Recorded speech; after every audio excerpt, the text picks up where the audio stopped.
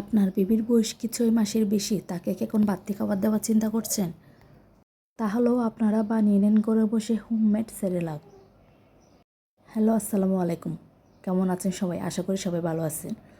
আজকে আপনাদেরকে দেখাবো কিভাবে বাসায় থাকার উপকরণ দিয়ে বাচ্চার জন্য সেরেলাক বানিয়ে নিলাম।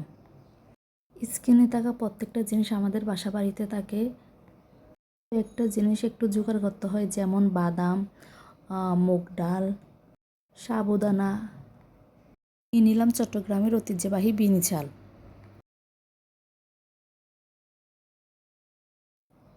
ভুট্টা আর মোটা ডাল যেহেতু একটু মোটা হয়, শক্ত হয়, তাই আমি এগুলো আলাদা করে ভেজে নেব। তার জন্য আলাদা করে আগে ধুয়ে নিলাম। ধুয়ে ভালোভাবে পানি ঝরিয়ে নিব। অনুরূপভাবে বাদামটাকে ভালোভাবে ধুয়ে পানি ঝরিয়ে নিলাম। এরপর অন্যান্য সব উপকরণ একসাথে নিয়ে ভালোভাবে ধুয়ে পানি ঝরিয়ে নিব। এরপর একটা পাতলা সুতির কাপড়ে এগুলো বিছিয়ে শুকাইতে দিব। যেহেতু এখানে আমাদের বাসায় রোদ দেওয়ার ব্যবস্থা নাই, তাই ওড়নাতে এভাবে ফ্যানের নিচে দিয়ে শুকিয়ে নিব। কিছুক্ষণ রাখলে এগুলো ঝরঝরা হয়ে যাবে। তখন আমি এগুলো নিয়ে চুলাতে মৃদু আছে বেজে ফেলব। দেখেন আমাদের চাল ডালগুলো কীভাবে ঝরঝরা হয়ে গেল। আমি এখানে কিছুটা কালো জিরা ইউজ করেছি। যেহেতু কালো জিরার অনেক ওষুধি গুণ আছে, যেমন ঠান্ডা থেকে বাঁচাতে সাহায্য করে, তাই অল্প কিছু পরিমাণে কালো জিরা নিয়েছি। আপনারা চাইলে নাও দিতে পারেন, সমস্যা নেই। এখন চুলায় একটা পাত্র নিয়ে তাতে চাল ডালগুলো হালকা আঁচে ভেজে নিব।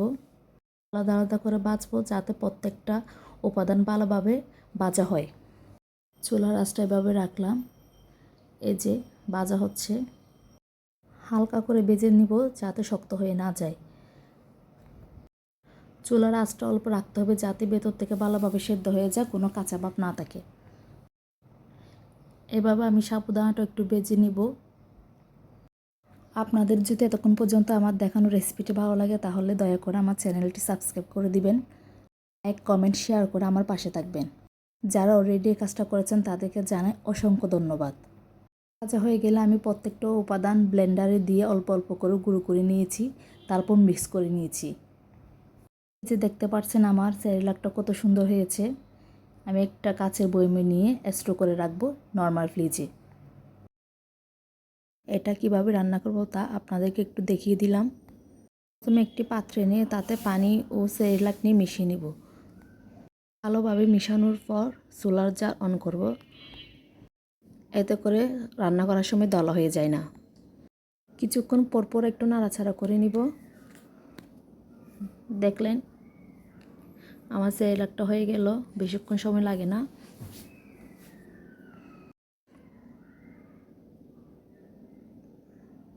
আমি এমন কোনোতে বাচ্চাকে খাওয়াই, আপনাদের যা যেমন খুশি সেভাবে বাচ্চাকে খাওয়াইতে পারেন। এই যে এটা ফাইনাল লুক। দেখেন দেখতে কেমন সুন্দর হয়েছে। সুগন্ধিও খুব ভালো আসে, যেহেতু ফুলার চাল আর বাদাম দেওয়া হয়েছে, তাই অনেক ভালো একটা সুগন্ধি আসে। আজ এ পর্যন্ত। ভালো থাকবেন। আসসালামু আলাইকুম।